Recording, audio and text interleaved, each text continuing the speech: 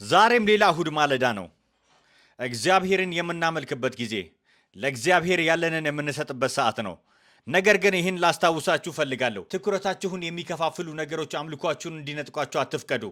ታውቃላችሁ፣ አንዳንድ ጊዜ ጠላት ጥሪያችሁን ለማጥፋት አይፈልግም። የሚፈልገው ከጥሪያችሁ ማዘናጋት ብቻ ነው። በዚህ ዓለም ላይ ብዙ ትኩረትን የሚከፋፍሉ ነገሮች አሉ። ዛሬ ጠዋት እንኳን ከእንቅልፋችሁ ስትነቁ አእምሯችሁ በብዙ ድምፆች ተሞልቷል። ይህም ኃይላችሁን ይሰርቃል።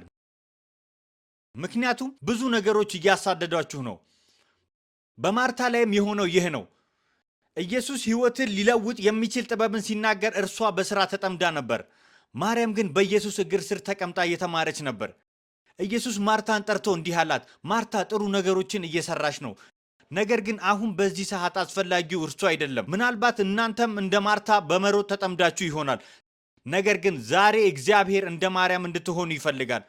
ሁሉንም ነገር ትታችሁ እንድትረጋጉ እናም ከመምህሩ እግር ስር ቁጭ እንድትሉ ቃሉን እንድትሰሙ እንድታርፉ ይፈልጋል። ስለዚህ በዚህ ሳምንት እይታችሁን አስተካክሉ። አይኖቻችሁን በኢየሱስ ላይ አድርጉ። ጊዜያችሁ እንዳይባክን ጠብቁ። ሰዎች ጊዜያችሁን እንዲሰርቁ አትፍቀዱ።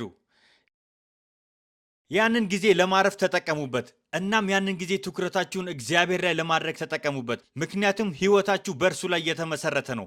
እግዚአብሔር ይባርካችሁ። አስደናቂ እሁድ ይሁንላችሁ።